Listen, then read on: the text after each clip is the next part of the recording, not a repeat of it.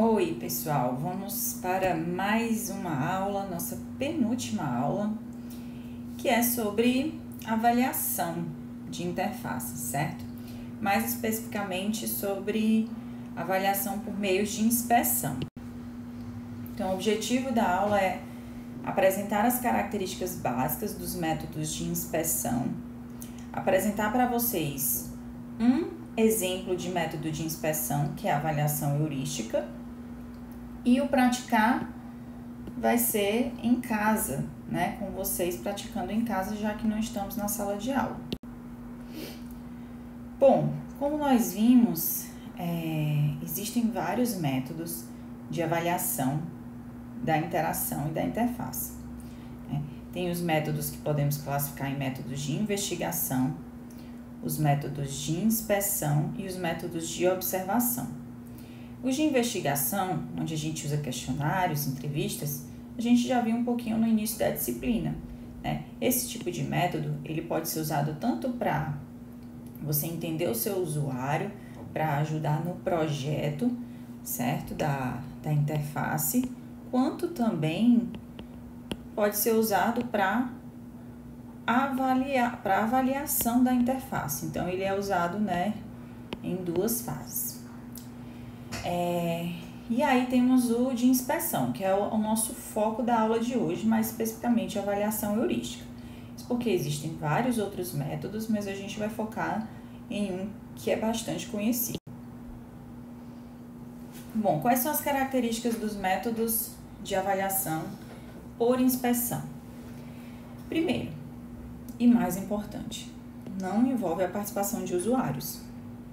Isso quer dizer, pessoal, que a avaliação ela não é feita utilizando usuários interagindo com a sua interface, tá? Ela é feita por avaliadores, por especialistas em usabilidade. Então, o avaliador ele se coloca no lugar do usuário, já que não tem usuário ali durante essa avaliação. Então, ele examina a interface, né? Que é o nosso inspecionar. E ele examina com o propósito de identificar problemas que os usuários podem vir a ter quando interagem com o sistema. E aí, um exemplo desses métodos de inspeção é a avaliação heurística. Então, a avaliação heurística, ela diz exatamente o passo a passo que um especialista em usabilidade segue para inspecionar a interface. Quais são as características desse método? Primeiro, ele foi criado para encontrar problemas de usabilidade durante um processo de design iterativo. Então, você não precisa necessariamente ter a sua interface toda pronta para poder aplicar esse método. Você pode também aplicar por questionar, por protótipos, né? Por exemplo, protótipos média, baixa e alta fidelidade. Ele é um método simples, rápido e de baixo custo quando você compara a outros métodos, como por exemplo o teste de usabilidade, né? Isso porque você precisa de no mínimo 3 avaliadores, né? Executando o seu sistema, certo? E num teste de usabilidade você precisa de mais usuários, de todo o ambiente, de checar a disponibilidade, então envolve mais tempo de execução e isso eleva o custo, né? E a avaliação heurística ela tem como base um conjunto de diretrizes de usabilidade, que são o quê? São características desejáveis da interação e da interface, que a gente chama de heurísticas. Então, pessoal, heurísticas nada mais são do que características desejáveis da interação e da interface. É o que você deseja que a sua interface tenha, certo? As heurísticas que estão presentes nesse método, elas foram propostas, né, por um pesquisador chamado Nielsen Jacob, certo? E, bom, elas resultam da análise de mais de 240 problemas de usabilidade realizada ao longo de vários anos por experientes especialistas em HC. Então, o que é que acontece? Essas heurísticas, elas foram criadas a partir de todas essas experiências anteriores, certo? Elas não foram criadas do nada. Então, houve todo um estudo, um trabalho de pegar esses dados e condensar nessas heurísticas. Aqui são as 10 heurísticas, pessoal, do método de avaliação heurística. Tá? A primeira heurística aqui, visibilidade, né? Ou seja, o sistema ele tem que mostrar para o usuário o que é que está acontecendo. Isso tem muito a ver com o feedback do sistema para o usuário. Então, é realmente mostrar o estado do sistema, o que está acontecendo. Né? Mapeamento aqui com o mundo real, né? O sistema ele deve utilizar metáforas do mundo real e também um idioma mais familiar para o usuário. Tenho também flexibilidade. E aí, pessoal, tem várias aqui, né? No total 10. Minimalismo, liberdade e controle, consistência, recuperação de erros, ajuda, prevenção de erros, reconhecimento. Eu vou explicar cada uma dessas mais detalhadamente, certo? Então, vamos lá. Visibilidade e status do sistema. O sistema ele deve informar ao usuário o que é que está acontecendo.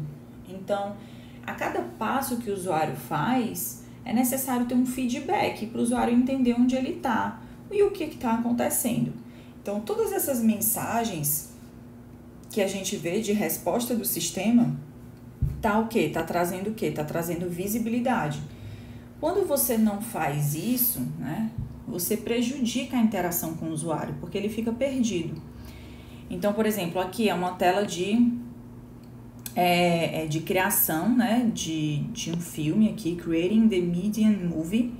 E aqui ele está mostrando uma barra de progresso, vejam, e também está dizendo o tempo restante, ou seja, cerca de 30 minutos. Isso é um feedback para o usuário. Ele pode decidir fazer outras coisas, tá? Aqui também, quando você exige uma ação do usuário, o usuário, por exemplo, né, muda ou envia alguma coisa, e aí você dá um check dizendo que deu certo, tá? Então, tudo isso são estratégias que você coloca na sua interface pensando em informar o usuário.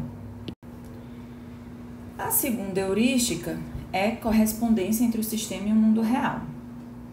Então, sempre que possível, é interessante usar uma linguagem, um modelo mental do usuário, né?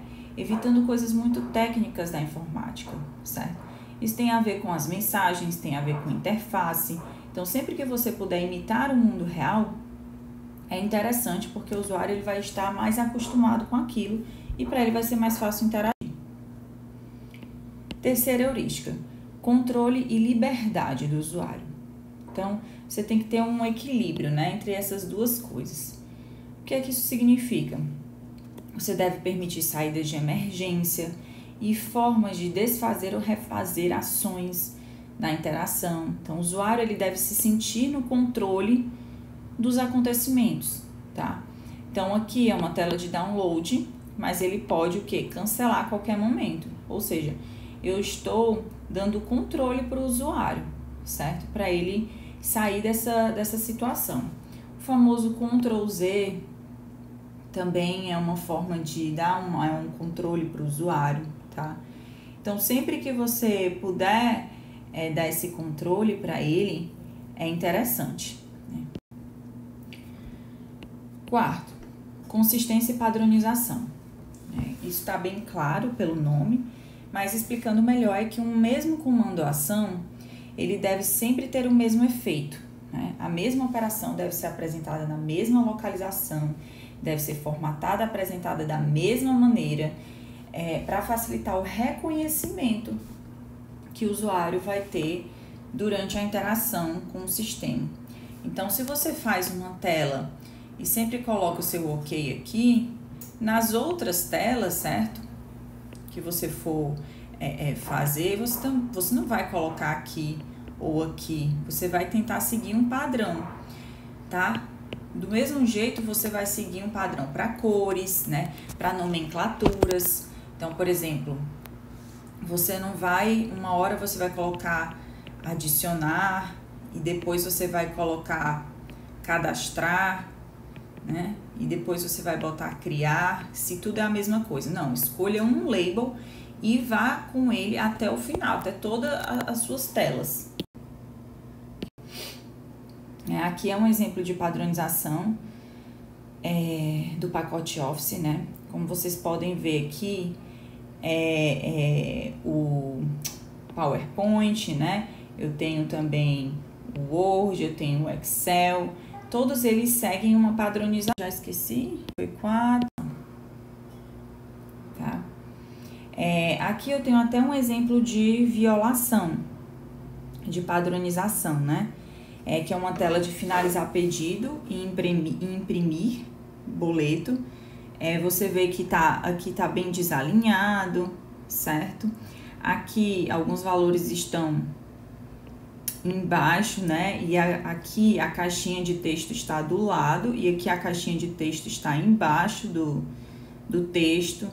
Então aqui já não, essa tela tá totalmente despadronizada, certo? Outra heurística, essa já é a quinta. Reconhecimento em vez de memorização. O que é que significa, né? Minimizar a carga de memória do usuário, fazendo objetos, ações e opções visíveis. Então, o usuário ele não deve ter que lembrar informações de uma parte do diálogo para outra. Instruções de utilização devem estar visíveis ou facilmente recuperáveis. Bom, então, é interessante você diminuir essa carga de memória, né? Para o usuário mais reconhecer do que ele ter que ficar memorizando coisas. Exemplos, né, que ajudam, exemplos de pequenas coisas que o desenvolvedor faz que ajudam nesse reconhecimento em vez de memorização. Aqui é uma IDE, né, de desenvolvimento. Então, quando o usuário ele começa a digitar uma palavra de algum comando, o sistema ele abriu aqui várias opções do que pode ser esse comando, certo? E aí o usuário ele não precisa digitar até o final, ou seja, eu estou diminuindo a carga dele. E também, se ele não lembra da palavra toda, com certeza ele vai lembrar olhando para mais opções aqui, tá? Outro exemplo aqui é nas fontes, né? Então, quando você vai escrever um texto e você quer mudar a fonte do seu texto, existem várias fontes, né? Por exemplo, no Word você vê que tem várias fontes. E aí é que é interessante porque, imagina se as diferentes fontes estivessem usando a mesma fonte, né? O usuário ele não consegue lembrar como é cada uma das fontes. Então, aqui no próprio texto, a fonte já é visualizada pelo usuário. Isso facilita o reconhecimento dele. Sexta heurística é a flexibilidade e eficiência de uso. O que é isso, professora? É você dar mais eficiência para o usuário, ou seja, fazer com que ele faça as coisas mais rápido, certo? Aceleradores, né, que podem ser invisíveis para o usuário novato, pode acelerar a interação com o usuário experiente. Um exemplo disso são as os diversos atalhos que algumas interfaces dão para a gente, que é possível para que usuários experientes e que usam muito uma ferramenta possam rapidamente interagir com o sistema, certo? Sétima heurística, projeto estético e minimalista. A interface não deve conter informação que seja irrelevante ou raramente necessária. Então, quanto mais limpa for a sua interface, melhor, né? Um exemplo de interface bem minimalista é o Google, né? Ele tem apenas uma função, que é a de busca, e é só isso que ele mostra, né, na sua página inicial. Então, quanto você puder diminuir a quantidade de informações, melhor. Porque à medida que você coloca mais unidades de informação, uma vai competindo pela atenção do usuário, né, com outra. Então, uma compete com a outra, certo? E às vezes você pode tirar o foco do usuário para o que realmente é importante. aqui é uma violação, né, de estética e minimalismo. Você vê realmente uma tela muito lotada, né, de coisas e com despadronizadas também, com muitos ícones. Fica bem difícil, né, você achar a informação ou a aba que você quer, o que você quer fazer no meio de tudo isso, porque cada informação está competindo com outra. Essa está competindo com essa, está competindo com essa, com essa, com essa, com essa, com essa. Então, quanto mais você coloca, mais difícil para o usuário vai ser achar o que ele realmente quer. Aqui, vamos para a 8ª heurística: prevenção de erros. Então, melhor do que uma boa mensagem de erro é um projeto que evite que um erro aconteça. Então, aqui é um exemplo de como essa heurística é implementada. Imagine um formulário para cadastro de um usuário, certo? Aqui ele está prevenindo o usuário de errar várias vezes, né? Como, por exemplo, ele está informando que quem está com asterisco é porque são campos obrigatórios. Então, aqui é uma pequena mensagem para o usuário para ele saber que ele precisa colocar um dado ali, tá? Porque aquilo é obrigatório. Então, não corre o risco do usuário preencher um formulário, deixar algumas coisas em branco, quando chegar lá no final, cadastrar e receber uma mensagem de erro dizendo que o cadastro dele não foi realizado porque precisa inserir algumas informações obrigatórias. Então, aqui eu já aviso logo de cara. Vejam que aqui também é uma outra mensagem de prevenção de erros. Então, quando o usuário clica aqui em CPF, o sistema já abre uma mensagenzinha dizendo: digite apenas números, sem pontos, sem traços. O CPF deve ser de quem está comprando. Ou seja, já é um aviso para que o usuário ele já vá ciente das regras e assim evite um erro, né? E colocar um erro, por exemplo, eu vou digitar meu CPF e vou digitar o tracinho. Não precisa, ele já está dizendo que não precisa de traços, tá?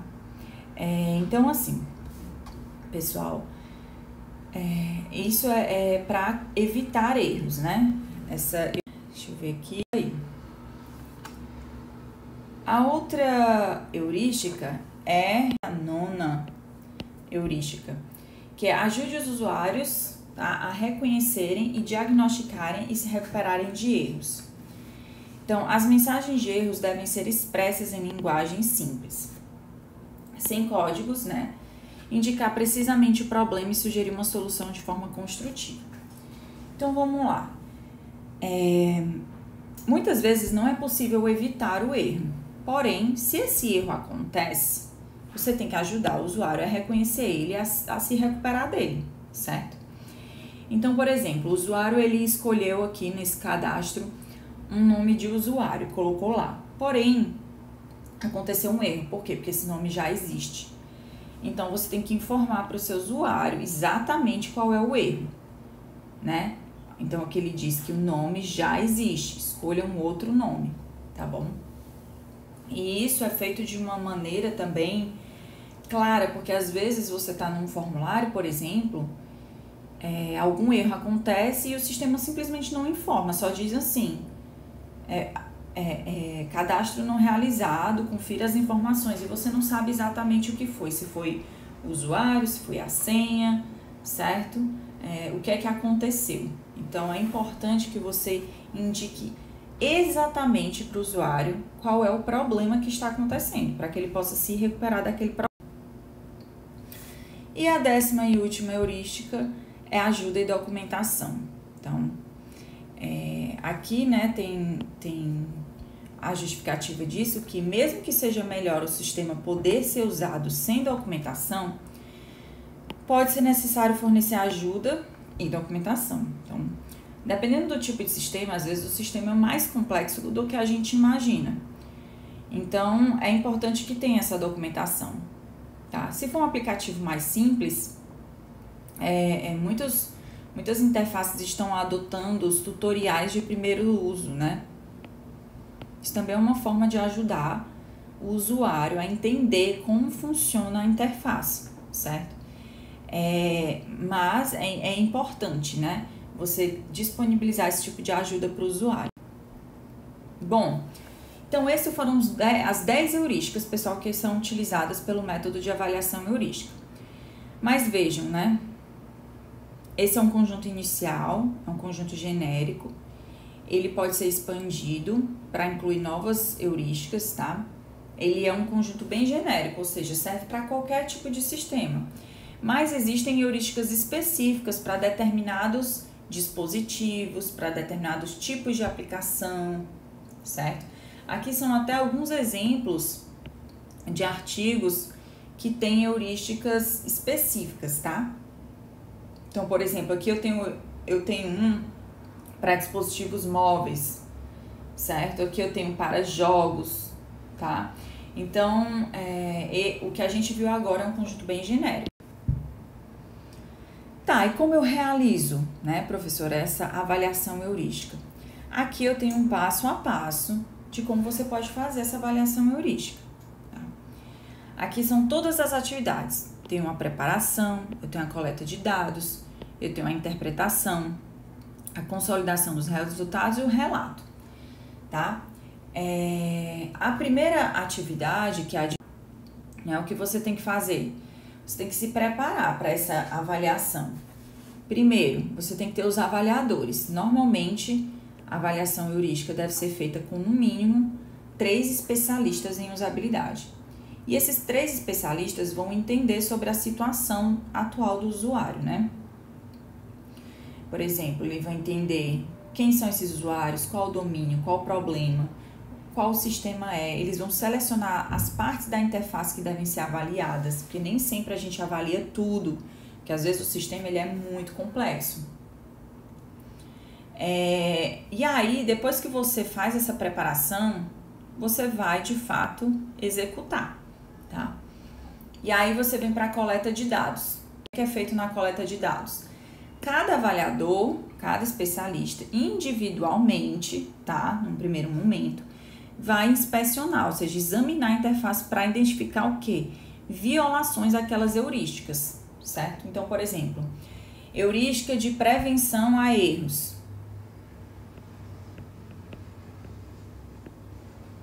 O que é que o avaliador vai fazer? Ele vai inspecionar a interface e vai ver se a interface está ajudando o usuário a se prevenir de erros, tá? Então, ele vai simular como se ele fosse um usuário utilizando e vai ver, né, se existe algum problema que viola isso aqui, tá? E isso ele vai fazer para todas as heurísticas, certo? Em todas as interfaces que ele escolheu inspecionar. E aí, depois dessa inspeção, ele vai listar os problemas encontrados pela inspeção, ele vai indicar o local onde aconteceu esse problema, a gravidade do problema, justificativa, recomendações de solução. Bom, depois disso, né, que isso aqui é, né, coleta e interpretação ao mesmo tempo, vai haver um momento de consolidação de dados, né? Por quê? Porque cada avaliador fez isso, né? Então, cada avaliador fez isso individualmente. Então, cada um tem uma listinha de problemas encontrados. E aí, na consolidação, chega um momento de reunir essa lista em uma só, certo? Para relatar esses resultados. Então, todos os avaliadores vão revisar os problemas encontrados de cada um, vão julgar relevância, gravidade, justificativa e recomendações de solução. E aí vai gerar um relatório consolidado com todas essa separação. O que é com todos esses problemas? Bom, na coleta de dados, que é importante dizer, né, que é para cada problema identificado, o avaliador ele deve anotar qual foi a heurística violada, foi o quê? Foi prevenção de erros, foi design minimalista, foi visibilidade do estado do sistema, certo? Tem que indicar o local do problema, ou seja, em que tela ocorreu, quais foram os elementos envolvidos, a gravidade, a justificativa e também ideias de solução. Eu falei aqui em severidade, né, do problema. Como é que eu posso indicar essa severidade, professora? Bom, existem aí 4 tipos de severidade. A primeira é uma severidade menor. Ela é uma severidade de natureza estética, cosmética, né? Que você vai consertar aquele problema apenas se sobrar tempo no desenvolvimento, ou se for muito simples, certo? Para consertar. Depois eu tenho aqui um problema moderado, ou seja, ele é um problema menor, tá? Que tem uma baixa prioridade para o conserto, mas ele ainda é mais severo do que o menor. Aí eu também tenho um problema maior, tá? Que aí sim eu tenho uma alta prioridade para o conserto, né? É um problema que eu preciso consertar. E tem um problema crítico, né? Drástico, catastrófico, que tem que ser, esse conserto ele tem que ser imediatamente, certo? Senão ele vai inviabilizar a interação do usuário. Então, para cada problema, você precisa dar uma classificação dessa severidade, tá? E você pode fazer essa classificação, né, usando alguns critérios, por exemplo, frequência com que o problema ocorre, tá? Se é um problema comum ou raro, o impacto desse problema, se vai ser fácil ou difícil do usuário superar o problema, a persistência do problema, então se o problema ocorre apenas uma vez e será superado pelos usuários ou vai atrapalhar os usuários repetidamente, certo? Então você analisa tudo isso e diz, não, então esse problema ele é um problema comum, tem um impacto muito grande para o usuário, então eu vou classificar ele como um problema maior, né? Se ele tem um impacto muito grande, se ele ocorre muitas vezes, eu posso classificar essa severidade como catastrófica. Então, isso vai muito da interpretação do avaliador, tá? Então, pessoal, essa foi a aula de métodos de avaliação, né? Mais focada em métodos de inspeção, que a grande diferença do método de inspeção para o método de observação é que a inspeção ocorre por especialistas e a gente viu aqui mais especificamente um método, que é o de avaliação heurística, tá bom? Então é isso, um abraço e até a próxima aula.